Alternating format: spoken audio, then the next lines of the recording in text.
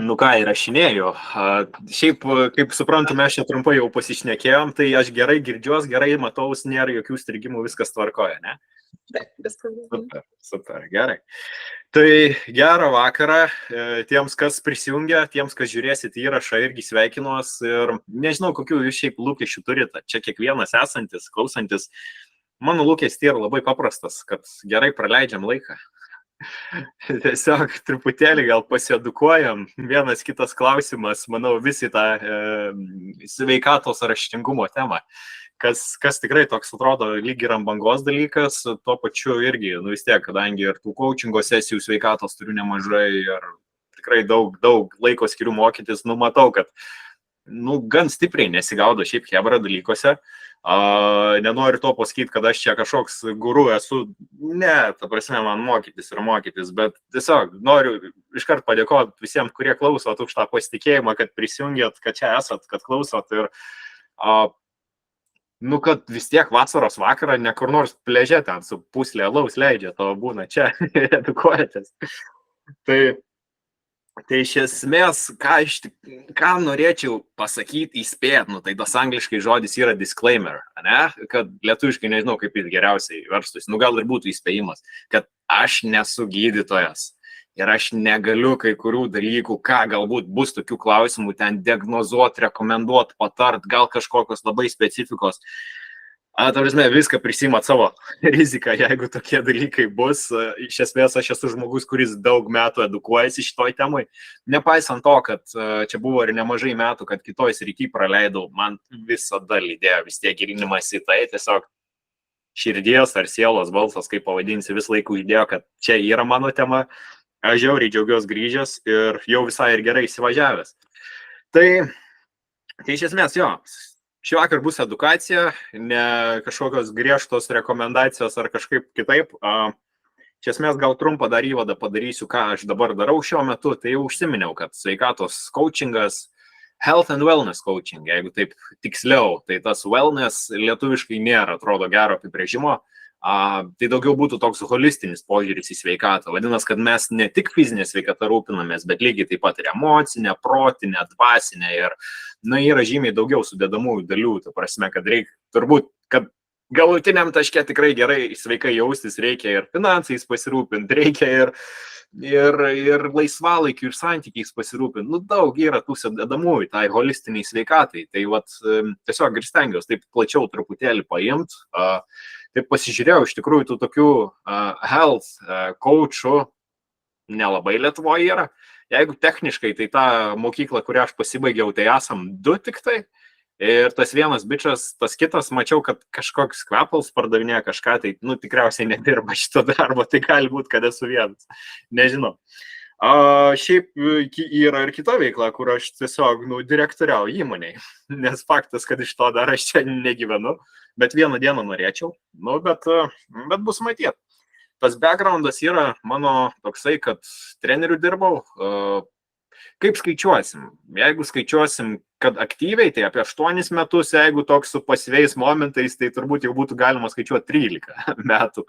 Nes visą laiką nedirbdamas kitoj srity išlaikiau kažkiek tų treniruočių, 1-2 bent per savaitę, tai to kažkiek buvo. Taip, čia turbūt neskaičiu esmė, o kiek gilinimosi į tai. Iš esmės misija, tai mano paties yra prisidėti prie tos sveikesnės Lietuvos ir toks, jeigu asmeniškai, tai prisilies bent prie, neklauskit, kodėl toks skaičius, bet prie 1001 žmogaus kardinalaus sveikatos pasikeitimo. Toks, sakykime, pradžiai yra.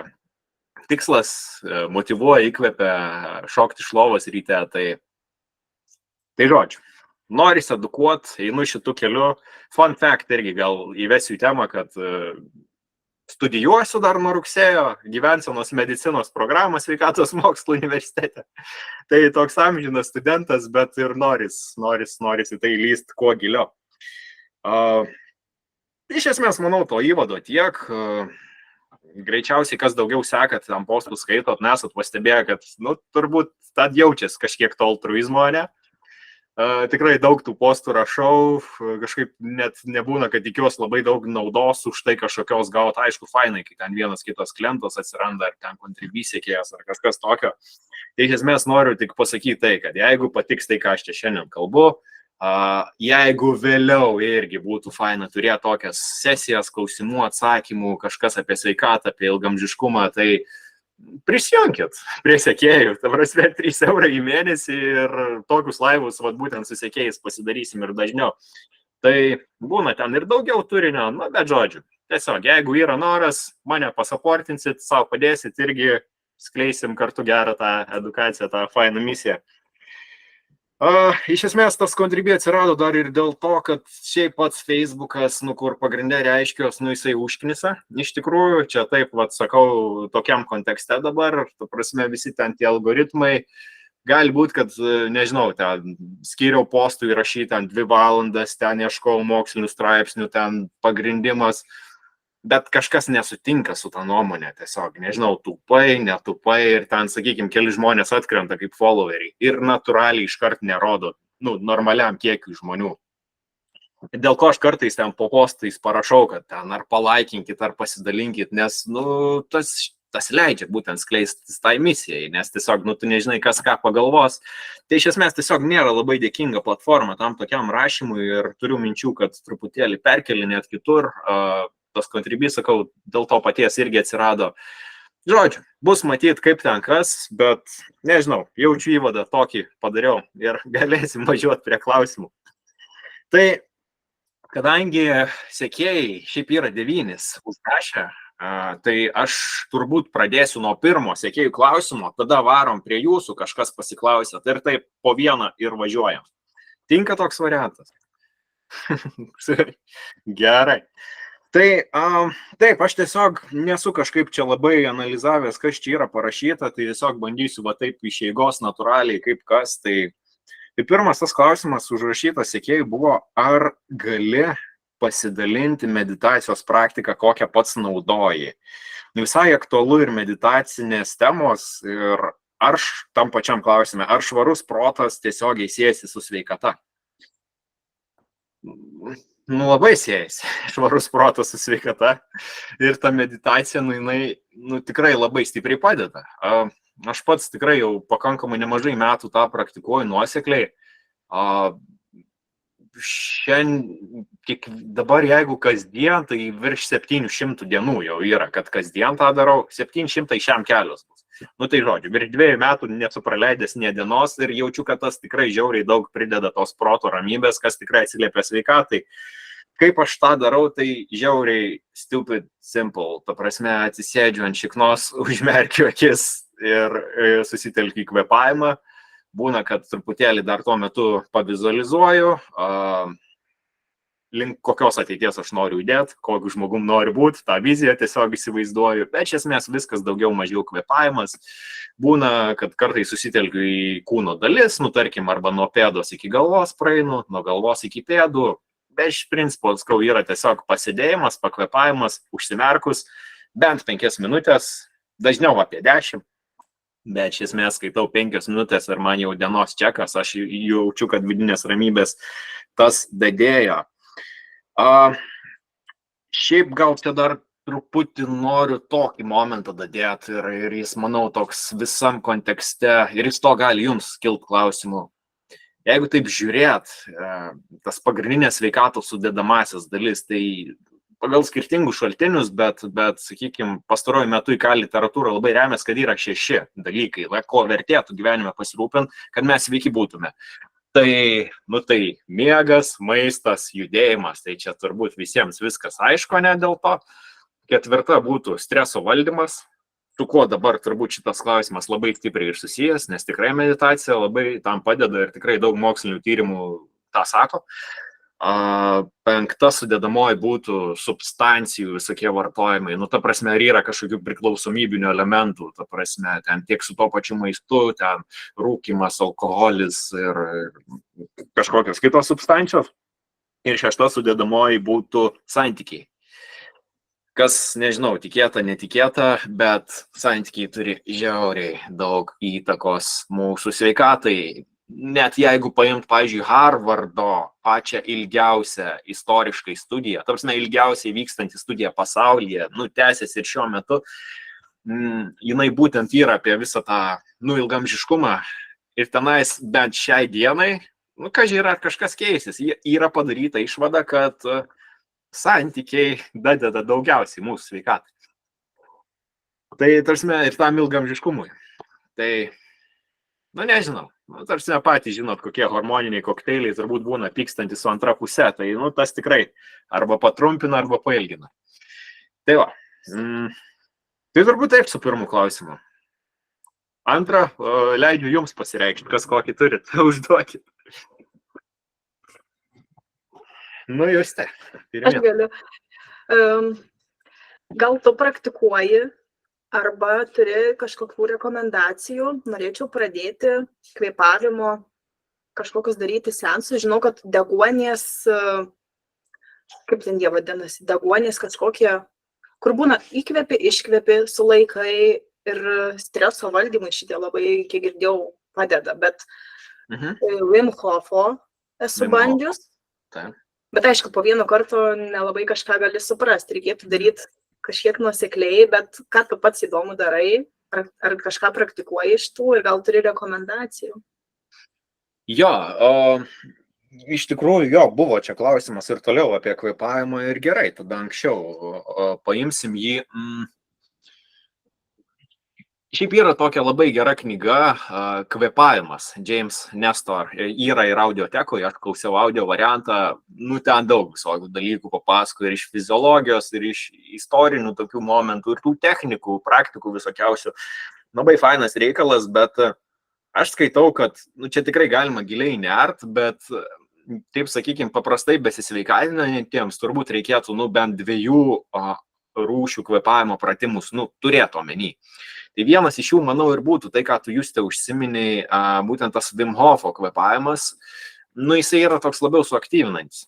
Iš esmės, ten viskas vyksta taip, kad 30 gilių įkvėpimų, tarsi įkvėpia ir tada paleidžiam. Tai nėra, kad išputinėjai pilnai, ne, bet įkvėpi, paleidi. Ir tokių 30 gali būti ir daugiau, 40 gali būti ciklų, tada yra iškvėpiama maksimaliai, kiek išeina, užlaikomas oras, laikomasi neįkvėpus, kiek galima maks ilgai, tada, kai jau jauti, kad pritrūksta oro, tada įkvėpinėjai iki pat galo ir taip maždaug 15 sekundžių pasilaikyti pilnai įkvėpus, tada išputi ir pradedi antrą ciklą. Šiaip tikrai pradedantiesiems, pirmą kartą darantiems ir 1-2 ciklus pasidarius viskas cool, tikėtina po ten savaitėlis 2-3 ciklai, vėliau galima ir daugiau. Šiaip, jisai tikrai energizuoja, tikrai užaktyvina, sakykime, jisai yra geras variantas ryte daryti, netoks geras vakare, sakykime, prieš miegą. Tikrai ta hiperventiliacija, jinai daug dalykų irgi padaro, ta prasme, ir tas deguonies aprūpinimas ir šiaip tikrai darant, visiškai yra normalu, jeigu kažkur dilgčioje, ten pirštai, ten galūnės gal net tirpsta, ar net ten veido, kažkas ten jaučiasi irgi, ten lyg kokie vabaliukai vaikštinėtų. Visiškai normaliai čia yra šitie dalykai. Nereiktų išsigąst. Aišku, reiktų turėti omeny, kad jeigu yra kažkokių širdies kraujagyslių sistemos dalykų, ten ligų susirgimų, aš galbūt pasitarčiau su gydytoju, ar vertėtų tokiais kvėpavimais užsiimti. Nes sakau, čia tikrai taip sistema gerai yra pajudinama. Šiaip, sakykime, kodėl būtent prie Wim Hofo tas yra daroma, irgi yra pagrįsti tie fiziologiniai mechanizmai, kad taip užkvėpuoji, tai tada esi mažiau jautrus skausmui. Ir Wim Hoferiai, ką jie po to daro, lenda ten į eketę, į ten šaltą kubilą, į kažkur, kad ir į šaltą dušą. Tai tiesiog lengviau yra biškį tą atlaikyti ir tuo pačiu tokia dviguba nauda, jau ten ir iš šalčio, ir iš kvėpavimo gaunasi. Tai iš esmės taip. Tai, sakau, tas toks kvėpavimas, kaip energizuotis, jis labai tinka. Antras, ką sakau irgi, besisveikatinantiems turbūt verta turėti omeny, kad kartais mums reikia pasistimuliuoti, ne, kai tos energijos gal nėra per daug, ne, bet lygiai taip pat kartais mums reikia nurimti, kai ten stresoriai kažkokie, ten dienos eigoj, ten darbų krūva, lekiam, skubam. Tai tiesiog, kad nusiramint, tai čia, yra daug, sakau, variacijų, bet elementariai, kad lengva būtų prisimintas box breathing, vadinamasis, kur per 4 sekundės įkvėpi, 4 sekundės užlaikai, per 4 sekundės iškvėpi, 4 sekundės užlaikai. Ir vėl kartoji. Jeigu stresas labai jau ten paėmęs, tai tada vertėtų dar ilgint iškvėpimo momentą, būtent, nes iškvėpinėjant mūsų parasimpatinė nervų sistema, jinai labiau užsiaktyvina, tai yra, mes tiesiog fiziologiškai labiau nusiraminam. Tai kaip pavyzdys, 4 įkvepiu, 4 užlaikau, per 7 iškvėpinėjau, per 4 užlaikau. Tai va toks ratukas ir taip, ta prasme, bent ten, kad ir 2-3 minutės padarius, tikrai pajausit, kad, ramiau yra ir lengviau susitelkti. Tai sakyčiau, 2 tokie it's a must žinot, o toliau tikrai galima lysti ir čia turbūt visą valandą laisvai galėtume apie tai kalbėti. Tai va, tikiuosi atsakiau. Yeah. Važiuojam toliau, tada iš Contribui sekėjų klausimas. Pirktiniai vaisiai ir daržovės. Kaip ten viskas cool valgyti supurkštus reikalus? Ar tiesa, kad nuplovę vaisius ir pašalinę žievelę turim jau pakankamai sveiką vaisių? Iš esmės, dabar su tais supurškimais, tai iš tikrųjų daug visokių yra pesticidų ir visokių tų medžiagų gali būti ant tų vaisių, daržovių. Tai kad kruopščiai nuplauti reikėtų, tai čia planas minimum. Šiaip bent ką mes šeimoje naudojam, tai yra parduotuvėse pirkti tokie specialūs vaisių daržovių plovikliai, turbūt jis taip vadinas, galvoju. Tikrai galima didesniai parduotuviai rasti. Tai realiai tiesiog apipurkštą vaisiuką daržovytę ten ištrint, ten 20-30 sekundžių palaikyti, tada nuplaut. Tai, ne va šitas reikalas dar geriau nuplauna visą tą brūdą nereikalingą. Tai, yra reikšmės, tikrai tame rekomenduoju, bent jau tokį variantą daryti. Dabar antra dalis klausimo, nuploję vaisius, pašalinę žievelę, turim pakankamai sveiką vaisių. Aš nesu tikras, ar čia labai vertėtų tą žievelę, daugeliu vaisių atveju šalint, nes žieveliai būtent yra ir labai daug mineralų, fitochemikalų ir esminė turbūt vieta skaidulų. Tai didžioji dalis skaidulų yra būtent žievelėse, o skaidulų šiandieninio žmogaus mityboje yra stipriai per mažai. Tai ta prasme, jeigu moteris turėtų apie 2-5 gramus suvalgyti per dieną, vyrai daugiau, apie 3-8, jeigu taip žiūrėtų tą vidurkį, tai dažniausiai mes toli gražu tiek nesuvalgom. Tai ta prasme, išmetant žievelės, čia iš vis pakankamai maža tikimybė gautus surinkti. Kas mane šiaip nustebino, čia pats visai nesenai sužinojau ir dar praktiškai neišbandžiau, bet, pavyzdžiui, kivis, ne? Aš visą gyvenimą mesdavau kivio žievelę lauk, pasirodo, jinai labai gerai yra ir ją vertėtų valgyti. Tai toks, nežinau, iš praktikos galėsit paklausti, tada pasidalinsiu, bet galite ir patys pabandyti. Tai, nežinau, turbūt atsakiau. Ką, tada jūs užduokit kažkokį klausimą.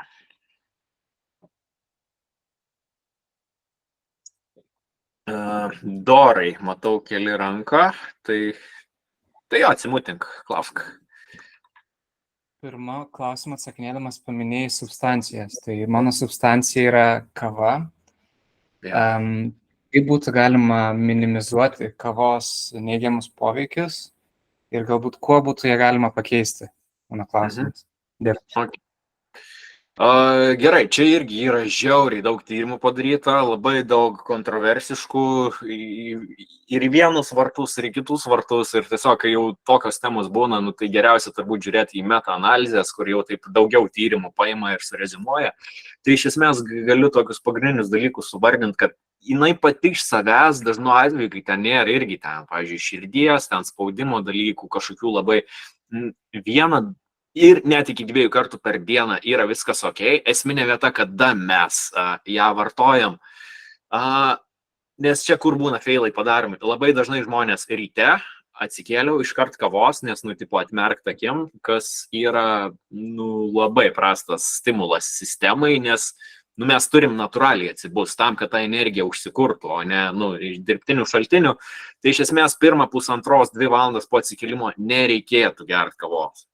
Ir dabar antroji dalis, kad paskutinė ta porcija turėtų būti, idealiu atveju kokį 12 valandų iki miego suvartojama, bet bent 9 valandas. Tai techniškai, jeigu einat miegoti ant 11 valandą, tai vadinasi 2 valandą dienos vėliausiai turėtų būti suvartojama, nes yra toks dalykas kaip pusėjimo trukmė. Nu, tai iš esmės irgi tiksliai ten tų skaičių dabar nepasakysiu, reiktų pasitikslinti, bet po 9 valandų vis tiek dar pakankamai yra, ten gal ir 20-30%, jei teisingai atsimenu, kraujyje to kofeino. Tai vadinasi, kad jūs gal to ir fiziškai nejaučiat ir tos energijos nėra, bet ar tas leis nueiti į gilesnį miegą, neleis.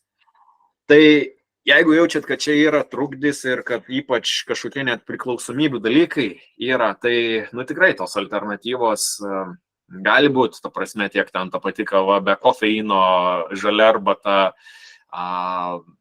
juoda mačia, bet irgi ten yra kofeino, tai jisai nėra, sakykime, taip aštriai duriantis kaip kava, ne?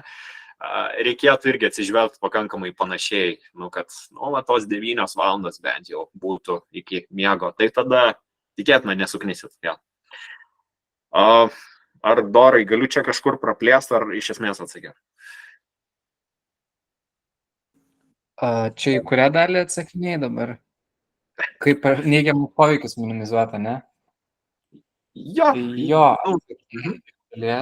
Aš galvau, gal iš tos pusės man būtų įdomu dėl elektrolitų, nes aš žinau, kad kava, kaip, nežinau, kaip lietuviškai žodis, kaip diuretikas veikia, tai dėl mineralų visokių, aš, pavyzdžiui, elektrolitus dabar bandau gerti, nes man po kurio laiko kavos vartojimo šiek tiek širdis jaučiasi, bet kai vartoju elektrolitus, tai atrodo, kad žymiai geriau, tai jo. Ar čia geras būdas? Jo, viską, manau, gerai darai. Aišku, su tais elektrolitais, vėlgi labai svarbu kokie, kokios ten jų formos, pigesni, brangesni, aišku, iš vis idealiausiu atveju, turbūt kraujo tyrimus kokius pasidaros ir sužinot, ko reikia. Nes, tikrai, ta prasme, ta papildų pramonė, jinai yra milžiniška, jinai beveik nereguliuojama yra, tai tam bala, bele ko galima prispirkti, bet, tu sakai, ne, kad geriau jauties, tai jo, ta prasme, tai valio. Tai valio, čia vienas pagrindinių dalykų, ką reiktų ir kreipdėmėsi, tiesiog, kažkas keičias, nesikeičia tą papildą vartojant. Jo, nes kava šiaip tai išvaro, tą vandenį tikrai kartu su mineralais, tai nežinau, viską tu teisingai čia darai ir, manau, let's go. Taip, tada toliau skaitau, ką čia užrašė man sekėjai. Aktualus klausimas, kaip suderinti viską ir rasti balansą. Gyvenant gyvenimą balansuoji tarp darbo, sporto, šeimos ir laisvalaikio. Ir tas žongliravimas realiai jau yra sudėtingas, o jei dar pradedi gilintis ten šalčio praktikos, sporto protokolai, protarpinis badavimas ir taip toliau. Tai klausimas mano toks, kaip pradėti ir kas svarbiausia, nes faktas, kad bus visko, kur tas 20% fokuso, kuris duos 8% rezultato. Nesinori, kad noras gyventi sveikiau ilgiau netaptų dar vieno streso šaltiniu. Jo, šitą, man atrodo, aš buvau tikrai postą rašęs kažkada, kad, blemba, kartai žmonės tiek nueina į tą sveikatos temą, kad pradeda psichuot, kad ten nedaug dė kažkokį ten piragėlį suvalgė ir kalą save prie kryžiaus, ten visą savaitę, ten didelių sportų ir ten. Jo, čia turbūt irgi atsiremtume į tą substanciją, čia kaip substancija jau gaunasi irgi tam tikrą prasme priklausomybinis toks dalykas, tai nežinau, kiek jau tame sveikatos stipriai bėra, bet turbūt kertinė klausimo dalis yra, tai kur tas fokusas. Aš tikrai galvoju, kad tas sveikatos tema jinai neturėtų būti ant tiek sudėtinga, kiek mes kartais iš jos norim tai padaryti. Prasme, visokių fancybių, ten prisimastom šmutkių, prisiperkam tų gadgetų, visokių ten, nežinau, ta prasme, ten elektrostimulacijos diržai, foam rolleriai, ten tarim. Yra naudų tuose dalykuose, aš nieko nesakau, bet dažnam žmogui ką tiesiog reiks padaryti, ne? Turbūt keli tokie pagrindiniai dalykai. Jeigu, gerai, paima mane tas sritis svarbiausias, mityba. Nu, turbūt daugiau daržovių paėsta, ne? Dažnu atveju, tų skaidulų susirinkta, ne? Pasižiūrėt, kad baltymų nepritrūktų, nes su ilgamžiškumu, nu, yra labai stipriai susijęs tas, kiek mes raumeninės masės išlaikom, ne? Nereikia ir persivalgyti, nes ten inkstams, kepenims, ten, nu, žodžiu, irgi dalykų išeina, bet tiesiog normaliai daržovių, šiek tiek ten baltyminio kažkokio reikalo, reguliariai tyrimus pasidaryti irgi, nu, bent kartą į metus, sakyčiau, čia toks privalomas turėtų būti, dar geriau 2, o jei kas ketvirtį, tai iš vis tobulai. Ten apie tyrimus klausimas lygtais vėliau bus, ten galėsim trumpai irgi praeiti šitą vietą. Iš esmės vėlgi, tas sportas dabar šiaip skaitosi, ne, pagal pasaulinę sveikatos organizaciją toks apibrėžimas, kad, nu, jei 100 minučių per savaitę judesio nesurenkė, nu, tai tu iš principo esi neaktyvus žmogus. Tai, nu, 100 PM, tai tas turėtų būti absoliutus minimumas. Geriausiai, kad jis būtų išskaidytas, vėlgi, ne per 2 kartus po 7-5 ar dar blogiau 100 PM. Savaitgalį, tipo, atsigrėbiu, esu girdėjęs tokių variantų. Bet, sakykime, 3, 4, 5 dienos, iš esmės net 7 ir 10 minučių mankštos turi teigiamą poveikį, tai, nu, tiesiog kuo dažniau tas vyks ir susirinkti bent 100 PM, tai valio, bet, sakykime, tie pagrindiniai jau sveikatos iš fizinio aktyvumo dalykai 300 minučių per savaitę turėtų būti. Tai ką tai reiškia, ne, kad, nu, sakykime, nu, bent aš pats taip darausi, dabar 5 kartai per savaitę man gaunas, plus ten šeštadienį, sekmadienį, ten, nu, ten būna mankštelis, ten 10-20 minučių, bet jie 5 kartai, nu, grubiai po valandą ir gaunasi. Tai tiesiog su tokiu visai mano įtemptoku grafiku, manau, visai dar normaliai laviruoju ir tą pasiimu, tą esminę naudą. Tai čia šitie ir miegas, turbūt net nuo to reikėjo pradėti. Ten mačiau irgi vėliau klausimas. Sekantis klausimas ir yra apie miegą. Ne čia galiu iš karto į tai ir atsakyti, nes ten buvo klausė, nuo paauglystės miegų po 6 valandas, ar to pakanka. Tai šiaip yra žiauriai gera knyga, aš ją skaičiau fizinę, aš ją turiu čia, jinai yra, Matthew Walkerio, kodėl mes miegame. Audiotekų yra, jinai, nu, blemba, bomba, tikrai ta knyga. Matthew Walkeris yra vienas kiečiausių apie miegą mokslininkų pasaulyje. Ar kiečiausias negaliu pasakyti, bet vienas kiečiausias tai tikrai, populiariausias irgi turbūt tai tikrai. Nu, žiauriai daug tyrimų čia yra padaryta, irgi yra visokiausių, bet iš esmės, kas sakoma, kad, nu, jei 7-8 valandų neturi per naktį, nu, nesitikėk, ta prasme, optimaliai gyvent. Didžiai dalį vis tik reikia 8, yra išimtinių atvejų, kai ir 9 reikia, ten, sakykime, jeigu ten kalbėt dar apie jaunesnius, nu, ten kaip paaugliai ir panašiai, tai jiems 9 reikia, kartais net dar daugiau. Ir kaip jis tai buvo pasakęs, kad ne jisai, nu, ta prasme, ten jisai remiasi tyrimais, kad jeigu 6 valandas miegi, neatsimenu, bet, ta prasme, ten žiauriai užtrumpini gyvenimą, ten tikrai dideli labai skaičiai ir tu gali to nejaust, bet tu tiesiog nefunkcionuosi geriausiai taip, kaip gali ir tas toks pamiegosiu, kai numirsiu požiūris, nu, jisai nesuveikia šitoj vietoj, ta prasme, mes kaip tik miegosim ilgiau ir gyvensim ilgiau. Tai čia, žinai, tokį gal net iš praktikos pasakysiu atvejį, kai vienas, buvęs kolega, jisai taip ir sakė man, kad, tarsi, kiek metų miegu po 6 valandas ir viskas ok, bet jis pats savo kažkaip išsikėlė tada iššūkį, kad sako, davai pabandysiu, nu, čia kažkur irgi prisiskaitė, 8 valandas, 30 dienų, po 30 dienų galiu tikrai grįžti atgal.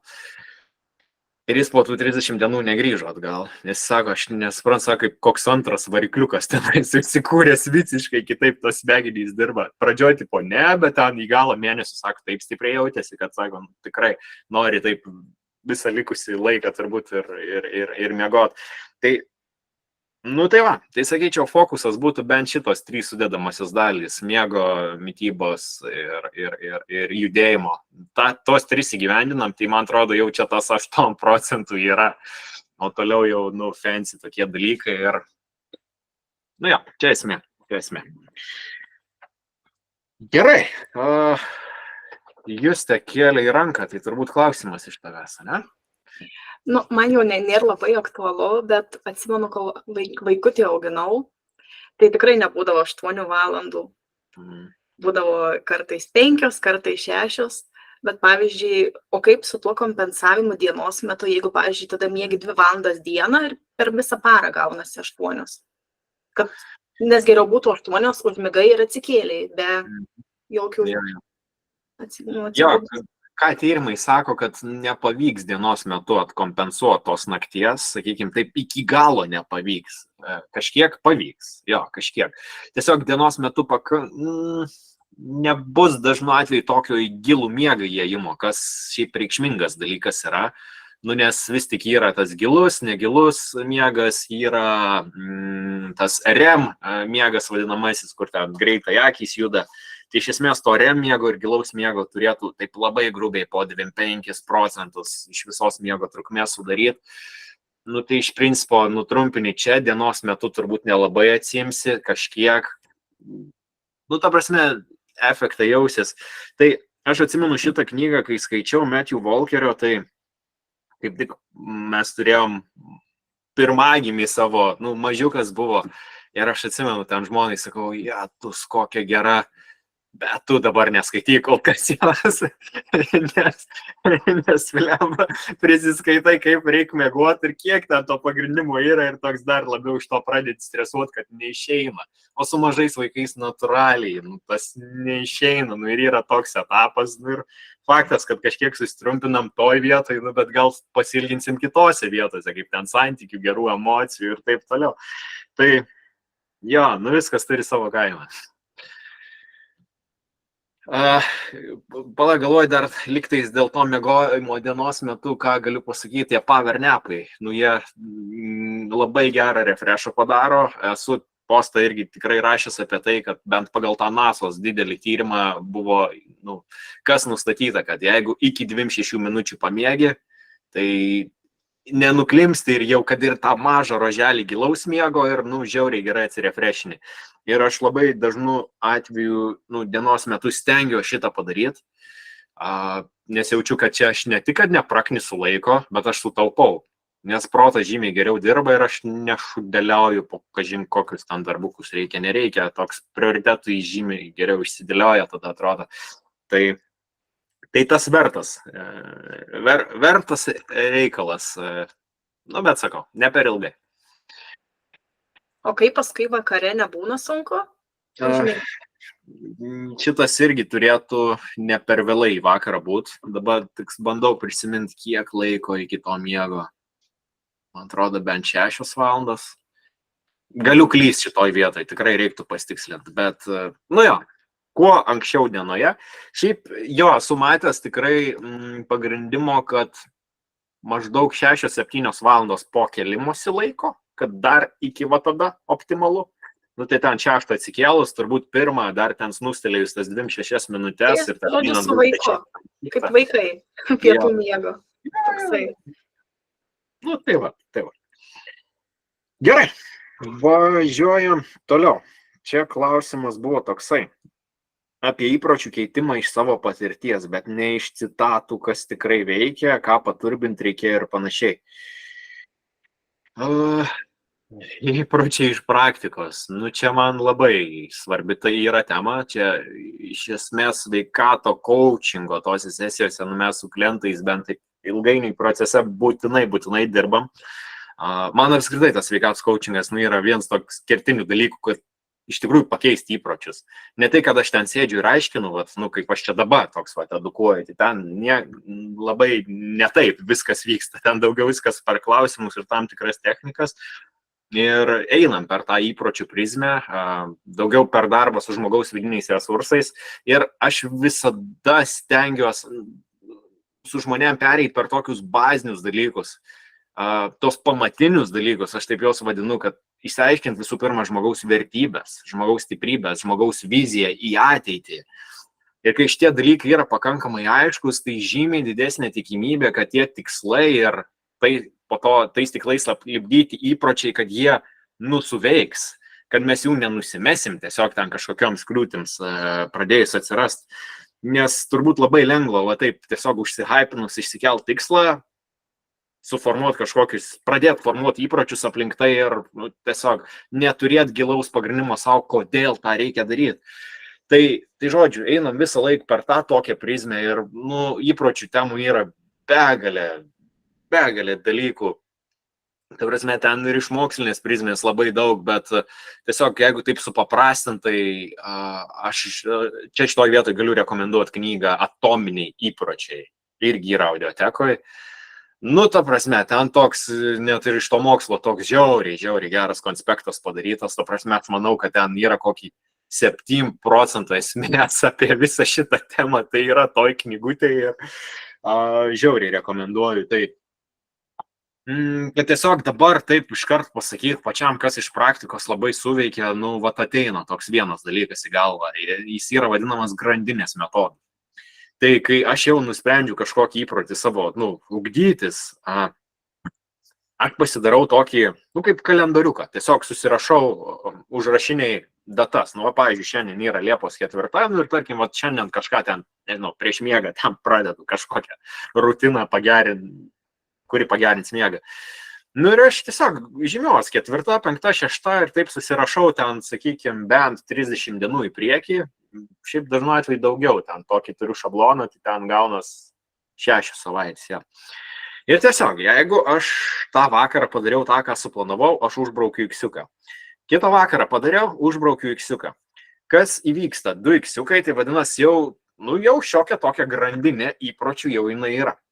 Tai mano tikslas yra labai paprastas. Padaryti tą grandinę kuo ilgesnę, jos nenutraukti. Ir tas, kai tu vizualiai matai, tai tas papildomai pamotyvuoja. Ir kitas aspektas su šita metodika man labai patinkantis, kad jinai sako, kad mes visi žmonės esam ir mes galim paslysti. Dalykai gyvenime nutinka, kur išmuša truputėlį tą rutiną. Tai jeigu vieną dieną ta rutina nebus įgyvendinta, tai mes braukiam ne X, bet tiesiog brūkšnį ir kitą dieną toliau tęsiam su X, jeigu viskas okei. Jeigu 2 dienas iš eilės nepadarom, tai reiškia, kad įprotis nutrūksta ir mes jau pradedam formuoti kitą įprotį, į kitą pusę, į tą nenorimą. Tai vadinasi, kad yra tokio lankstumo. Ir iš esmės, manau, viskas yra okei su to nuoseklumu daugelio atveju, kai ten, 14 dienų laikais, 1 dieną paslydai ir kaip dažnai tada žmonės, nafik, aš loseris ir nedaro. Ten, suvalgiau sausainių, tai viskas, tada jau ir valgau visą dėžę sausainių. Ne, mes žmonės esam. 1 dieną paslydai, viskas okei, svarbu nepaslyst 2 dienas iš eilės ir vizualiai savo primintą, kažkur pasikabint matomoj vietoj tą kalendoriuką su iksiukais. Ne visiems gal suveiks, bet mano atveju tai tas super suveikia. Tai nežinau, tokį savo atradęs iš praktinės pusės. Gerai, užduokit jūs klausimą. Aš norėčiau užduoti klausimą dėl sporto. Pirmūnė, tu šį vakarą.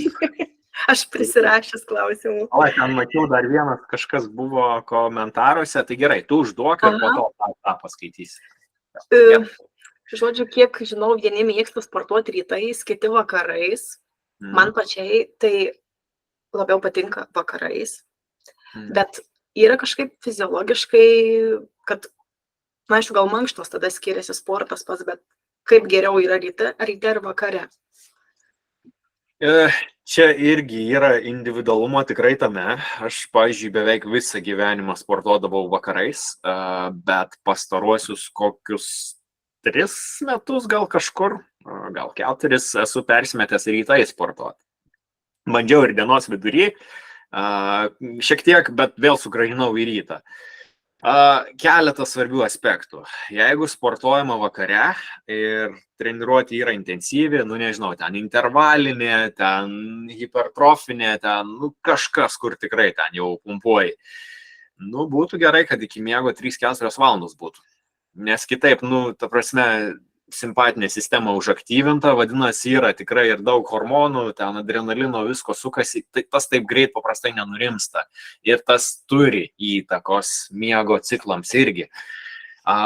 Bet viskas yra okei vakarais, net jeigu ir trumpesnis tas laiko diapazonas iki miego joga, pilatesas, ten koks nirvana fitness, ten, nu, kažkokie va tokie va lengvesni su kvėpavimu dalykai, ar ten, kad ir treniruotės ne per stipri, su ten ilgom poilsio pertraukom, viskas ok, tas tikėtina nepadarys labai daug įtakos.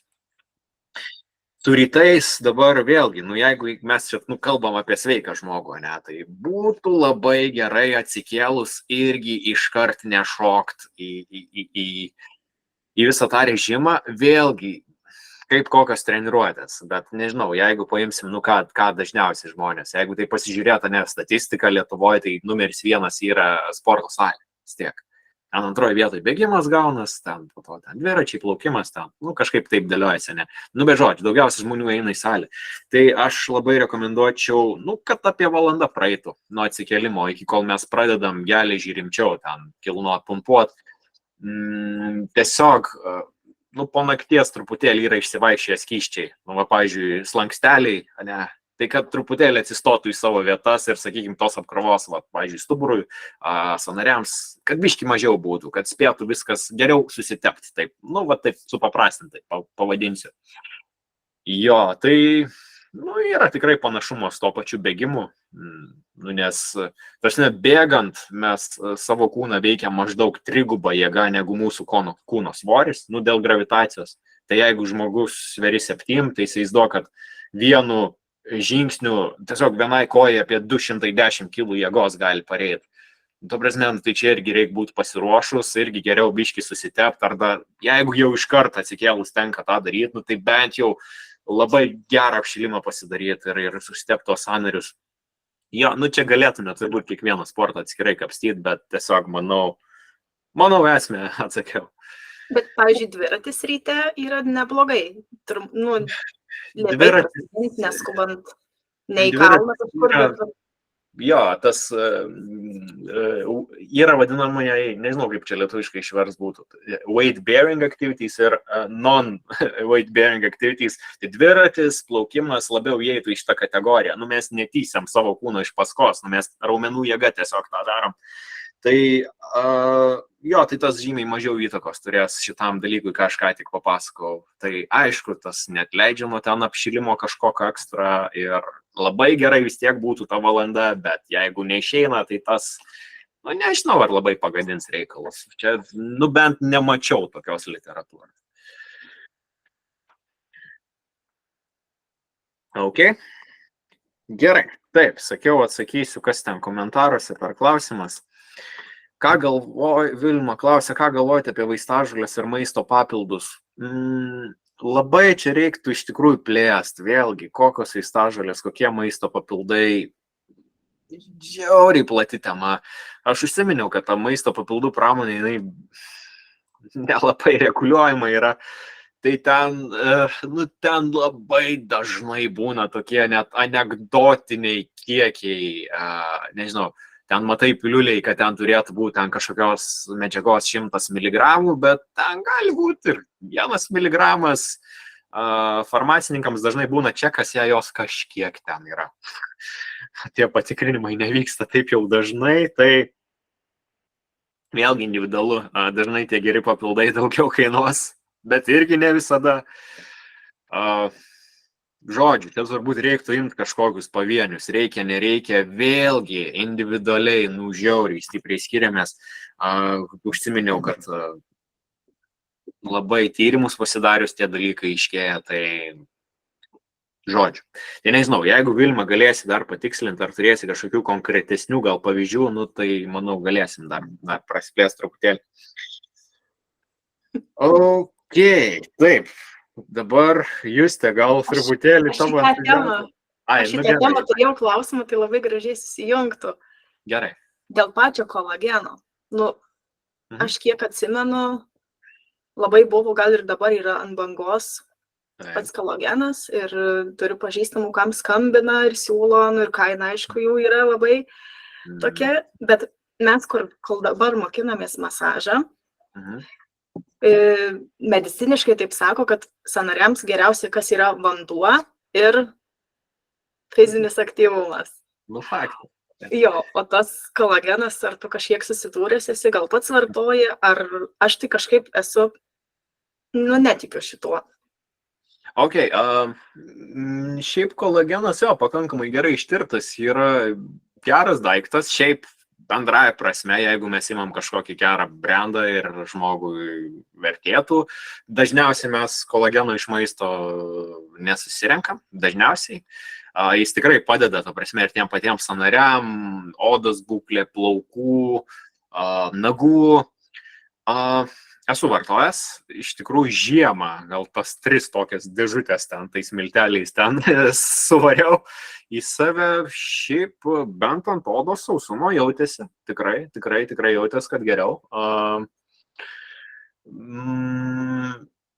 Labai, bet šiaip, sakykime, tos marketinginės kampanijos kolageno yra tiesiog įspūdingos, ką aš pastebėjau, tai nes mačiau čia visai nesenai šitą pagrindimą, kad tos formos, nes ten, žodžiu, ten jūrinis, ten dar kažkoks, ten iš kažkokių ten žuvų, iš kažko balažino, mačiau pagrindimo, kad praktiškai jokio skirtumo, kokio kolageno forma yra. Ir mes svarbu, kad adekvatus ten jo kiekis būtų ir tas daugiau mažiau gali padėti. Na, aišku, čia turbūt vėlgi reikėtų pasitarti ar su dietologu kokiu, ar ten bent jau su šeimos gydytoju reikia, nereikia. Bet iš esmės, jis ten nei labai ten kažkokios žalos gali padaryti. Nu, toks, sakykime. Tikrai skiriu prie tų į tą gerųjų kategoriją. Ja. Tai va, tą tokį tavo nuogastavimą gal biškį jo čia papildžiau. Gerai. Gerai, varom toliau. Jo, tai tas klausimas su tyrimais buvo. Pradedančiojo starter pack su pirminiais tyrimais kažkaip neradau pas tave ant sienos šio straipsnio. Kaip tik planuoju startuoti nuo kitos savaitės su žvengiuku iškart po giminės baliaus. Jo, čia ir užsibaigė klausimas, tai tas po giminės baliaus, tai ne pats geriausias galbūt būtų metas, nes tikrai gali turėti įtakos parodymams visokių, tu prasme, ten tų pačių cholesterolio rodiklių, ten kiek gerojo, kiek blogojo, kiek trigliceridų gali turėti įtakos tas po baliaus, tikrai reikalas, kad po to nebūtų kažkokių ten pripaišymų dalykų, kurių galbūt nėra, tai, tiesiog, jeigu įmanoma išvengti po baliaus, tai geriau, kad praeitų, savaičiukė, sakyčiau, bet jeigu neįmanoma, gal bent jau tada nesidaryti pačių brangiausių tyrimų, gal tada paprasta kažkokį, po kurio laiko ten jau tuos rimtesnius, nes, šiaip aišku, čia toks dalykas, kur, manau, verta investuoti, sakau, bent jau kartą į metus ir tą brangesnį pasidaryti, kur daugiau rodiklių parodys. Vėlgi, aš čia gal pasikartosiu tą, kad ką pradžioj sakiau ir dėl ko, tarkim, tokio aš posto nesu parašęs, nes aš negydytojas. Ir čia kiekvienas atvejis žiauriai individualus ir čia reiktų išsamios konsultacijos ir, pavyzdžiui, tas jau išeina iš mano kompetencijos ribų, aš negaliu rekomenduoti. Aš galėsiu pasakyti bendrai, ką turbūt verta pasitart su gydytoju, ar įsitraukti tokius į tos tyrimus ar ne, bet čia, sakau, yra super individualu. Tai traktuoja mane, kad bendras tyrimas, ten su kiek ten kokį 20 gal dalykų rašo, kad šitas jau by default, tą jau daromės, ne? Prie jo ką būtinai, čia vėl tas būtinai, rekomenduočiau apsvarstyti, kad dasidėt vitaminą D, feritinas, daug įtakos energijai, skydliaukės hormonai, mineralų, magnis, natris, kalis, cinkas galbūt, Toliau kepenų rodikliai ekstra, sakykime, pavyzdžiui, vienas iš jų CRB, tai yra žymintis uždegimą kūne, bet čia daugiau mažiau tą jaučiat, reikia, nereikia, ten šniurkščiai atslaga, kažkoks ant smegenų rūkas, dar kažkas. Tai tas CRB rodiklis vyrams, rekomenduoju testosteroną darytis irgi, belė kiek energija ir gyvybingumas mūsų su to yra susijęs. Kas dar galvoju, kas dar? kortizolis, vėlgi, kaip su stresais pavyksta kovoti, ne, ir kiek ten sistema užsiflūdinusi jo. Nu ir gal dar kas ateina į galvą, kreatinkinazė. Irgi pasižiūrėčiau, kas nebūna by default, tai tiesiog, ar, pavyzdžiui, treniruočių įtakoje nėra taip, kad yra raumuo, ar nepersistengiam ten su mityba, su sportu, nu, vat, į šitos pusės irgi gali visai parodyti. Tai, nu, tai va, sakykime, toks sąrašiukas, kas dabar taip staigiai ateina į galvą, ką vertėtų turbūt pasitarti. Gal vertėtų jo kažkokį tokį postą parašyti bent jau su to ir taip vat, labiau sistematiškai, sakykime, sudėliočiau dar ten kažką ten. Gal pasigilinęs truputėlį daugiau, bet iš to, ką dabar žinau, tai vat, taip ateina. Gerai. Gal turit kažkas dar klausimą? Juste, tave biškį gal raminu dabar, nebent. Tomai. Nu, pirmin.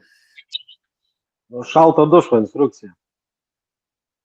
Kaip reiktų tą daryti. Šalto dušo instrukcija, okei, gerai. Čia artima tema. 4,5 metų nuosekliai tą darau. Nuosekliai, šiaip ir ilgiau, bet nuosekliai va tiek. Šiaip jo, aš ten pradžioj pasakojau apie tą Wim Hofo kvėpavimą, kad tas labai turi daug gerų efektų, tai tas tikrai padėtų. Tarsi irgi ilgai neužtruks ten 2 minutės, jei vienas ciklas, nu, grubiai, gal biški daugiau, ne. Tai tas labai stipriai padėtų, tas toks pakvėpavimas. Apskritai, nu, kad tenais eiti jau, nu, kiek įmanoma, to yra ramesniai būsenai. Tai tas kvėpavimas jis irgi, nu, tokį, nežinau net kaip čia pasakyti, nu, jis duoda tą tokį gerą buferinį efektą, kad tikrai tam duše nėra taip prastai, ne. Šiaip į ką tikrai reikėtų atkreipti dėmesį ir labai dažnai žmonės čia, nu, nepasiima tų naudų iš šalčio tos terapijos tokios, kai jie, pavyzdžiui, po intensyvaus sporto varo. Arba po pirties, sakykime, irgi, nu, tu negausi tiek efekto. Vadinasi, apskritai ant tų karštųjų, taip tas gal bus visai nieko, bet tarkim, nu, pavyzdžiui, nu, vienas iš dalyko, ne, tu nestimuliuosi rudųjų riebalų sintezės kūne, kas yra šiaip, nu, toks reikšmingas dalykas, ne, su šalčiu, nes tie rudieji riebalai, jeigu taip, kaip čia trumpą tokį padaryti įvadą, kad įsivaizduotumėte, ne, rudų riebalų naujagimiai turi visi, nes jie dar neturi to drebėjimo reflekso. Tai vadinasi, kad, nu, jie tiesiog rudieji riebalai, sakykime, yra toks tarpinis variantas tarp raumens ir riebalo, tų baltųjų riebalų, kurie, nu, visi turbūt ant plašeko, ant šiknos gali mane pasičipinėti, kad yra. Tai rudieji, jie daugiau aplink mentės, aplink vidaus organus, jie sukasi ir jie šildo kūną iš vidaus. Ir būtent su šalčiu mes stimuliuojam, kad jų po truputėlį atsigamintų. Tai vat būtent, kai mes tą darom ant karštųjų, nu, mes to, nu, nepadarom.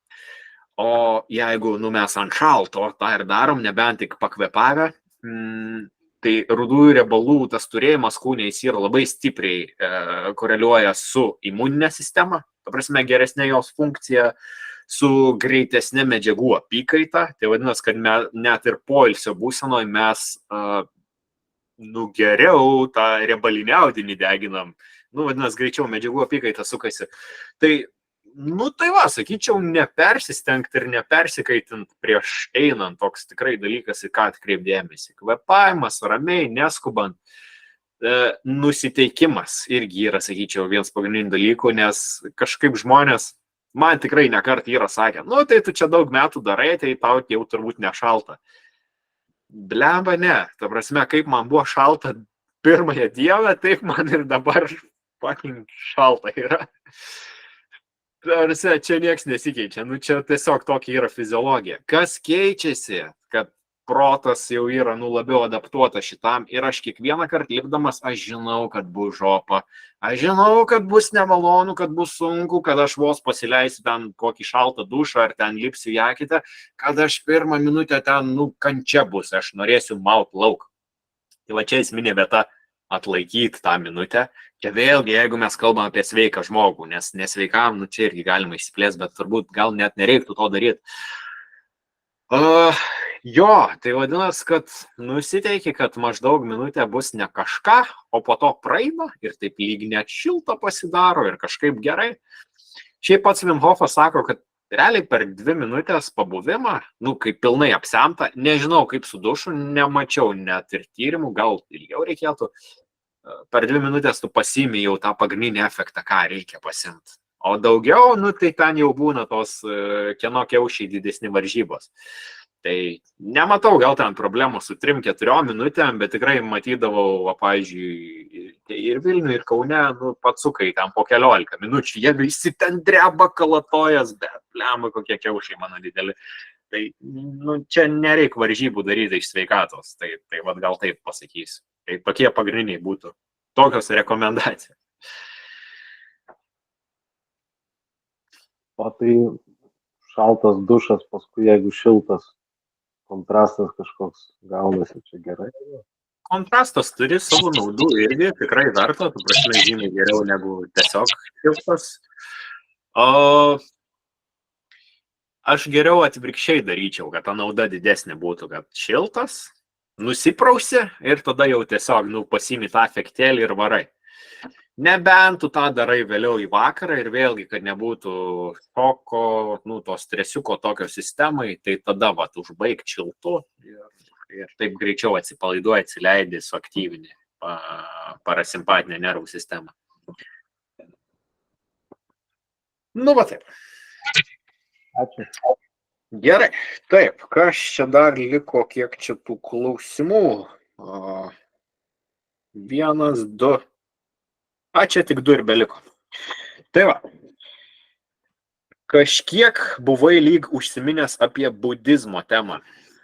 Budizmo, nežinau, ar buvau užsiminęs, bet stoicizmo buvau, tai va gal čia sumaišymas įvyko šitoj vietoj, tai nes stoicizmas, jis tikrai mokslinėje literatūrai nemačiau niekur, kad čia labai pagrįstų, kad čia kažkaip čia labai tą sveikatą gerintų, bet aš nebejoju, kad gerintų iš praktinės pusės. Tiesiog gal trumpas įvadas į stoicizmą, tai senovės romėnų ir graikų filosofija, tokia, kur padeda geriau dylinti su gyvenimo dalykais, visokiais sudėtingais. Kas, man atrodo, į tą stresų suvaldymo ir ramybės ir ten kvėpavimo ir meditacijų temą visai gerai įsipaišo. Toks asmeninės filosofijos turėjimas. Man čia toks kaip, kompe turim Windowsus ar ten, nežinau, Linuxą kokį, tai čia man tokia atrodo, kaip žmogaus operacinė sistema gali būti stoicizmas, ta filosofija. Labai, duosiu tokį pavyzdį. Aš su savim visur nešiojos tokią monetą. Čia dabar atrodau gal kaip surepetavęs, bet šiaip ją su savim vis laik turiu. Premeditatio malorum čia užrašyta. Tai čia yra vienas iš stoicizmo principų. Premeditatio malorum reiškia negatyvus vizualizavimas. Tai kaip pavyzdys, kad yra labai gerai vizualizuoti savo tikslus, ten viziją, į ateitį, kuo norim būti ir galvoti iš tos pozityvios pusės, tas, sako, padeda prisitraukti gerus dalykus. Bet aš lygiai taip pat noriu ir pagalvoti iš blogos pusės, būtent pagal tą stoicizmą, o kas gali nutikti, ko aš gal nenorėčiau, kad nutiktų, neplanuoju, neprognozuoju. Nes jeigu aš pagalvoju, nežinau, kad ir kažkokios užduoties imdamasis, kad kur čia gali feilas įvykti. Ir jeigu tas feilas iš tikrųjų įvyksta, tai aš jau buvau tai apgalvojęs, aš mentaliai pasiruošęs. Kaip aš tai priimu, toks, okei, aš žinau, kad taip gali būti. Ir aš nesusiparinu, aš judu toliau, aš neužstresuoju. Tai tas toks apgalvojimas, jis labai stipriai padeda. Kitas tas stoikų principas yra amor fati. Tai kad prisimink, kad mirsi. Tai irgi kažkam skamba labai negatyviai, man tas skamba kaip tik pozityviai, nes aš žinodamas, kad aš esu mirtingas, aš gilinuosi ilgamžiškumą, aš tikiuosi pats gyventi ant 100+ metų, ne.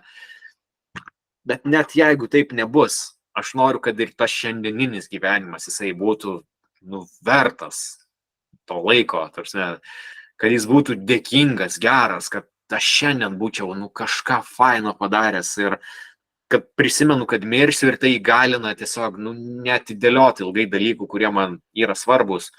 Tiesiog daryt, mylėt, džiaugtis, jaust tą dėkingumą. Nu, vat, tokie, vat, nežinau, porą čia tų stoicizmo principų pasakiau, bet man atrodo, jie labai įsipaišo į tą streso valdymo temą ir tikrai gali dadėti sveikatos. Tai čia vat šitas turbūt. Budizmas, nu, turbūt irgi turi savų gerų dalykų. Tikrai ten vieną knygą suskaitęs, nu, man labai patinka irgi. Manau, irgi padeda nusiraminti, bet čia nesu tikrai labai stipriai nerės. Tai va, gal tada padarom taip, perskaitau čia paskutinį klausimą ir jeigu dar jūs kažkokių turite, irgi atsakau, bet iš esmės, nu, vat, jau tą valandžiukę viršijom, dar porą klausimų jei turėsit ir tada važiuosim. All good? Gerai, tai čia paskutinis klausimas buvo, žiūriu, ar tikrai nieko nepraleidau. Nu jo, audio knygų rekomendacijos. Ir čia keletą jau užsiminiau, pasikartosiu, ne, kad kvėpavimas, kodėl mes miegame, atominiai įpročiai, nu tikrai į tas temas įsipaišo. Sakykime, dabar toj pačioj audiotekui, ką klausiau, David Sinclairo, gyvenimo trukmė. David Sinclairas yra vienas kiečiausių, turbūt net irgi gal pagal visą savo tam šitam mokslui duotą indėlį turbūt daugiausiai nusipelnęs pasaulyje veikėjas šiai dienai.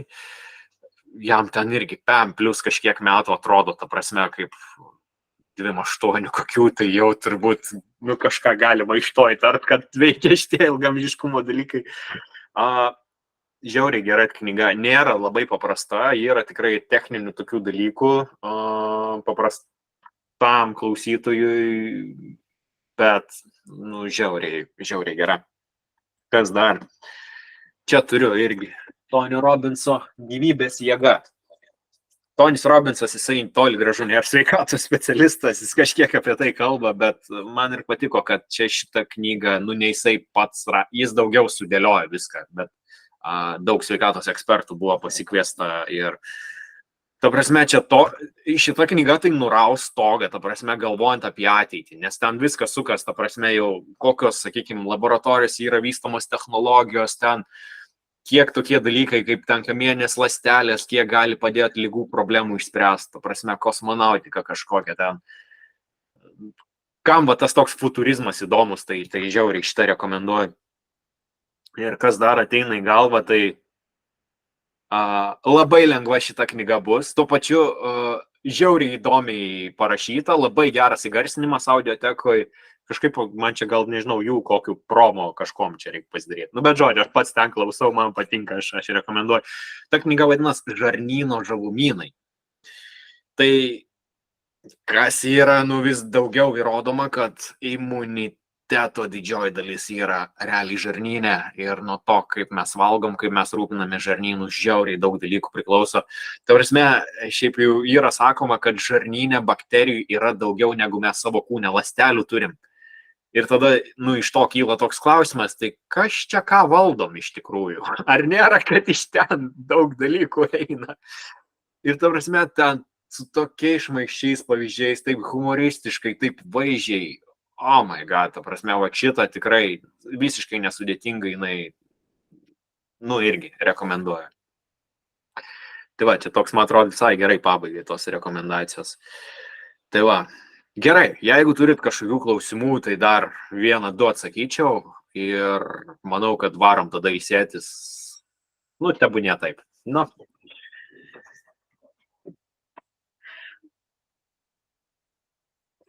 Ačiū ir Vilma, kad buvai. Jeigu klausimų daugiau neturit, tai tiesiog gal taip sureziumuosiu, kad, man daug reiškia tas, kad jūs prisijungėt, kad klausėtės, turbūt jaučiat ir tą mano užsivedimą, man, čia yra, sielo šauksmas šitą temą ir aš buvau nudreifavęs iš temos, bet aš grįžtu su milžiniška jėga ir noris tą tęsti ir labai, džiaugiuosi už tą palaikymą, už tą buvimą, už klausimus. Iš tikrųjų, tikiuosi tokius dalykus, tokius laivus pasidaryti dažniau, taip norėtus gal kartą į mėnesį.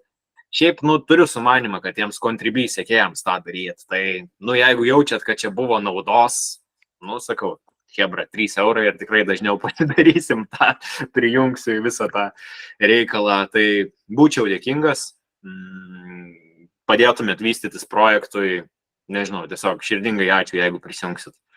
Tai va, tikiuosi buvo naudinga, informatyvu, privertė susimastyti kai kuriuose vietose ir buvo gera edukacija. Tai tikiuosi, kad sveikatos įpročiuose bus kuo mažiau nesąmonių ir hebra, netidėliojam sveikatos, judam pirmin.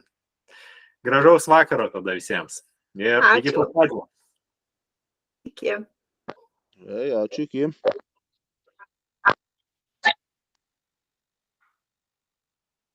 Dėkui, Laimonai. Visą. Dėkui, iki.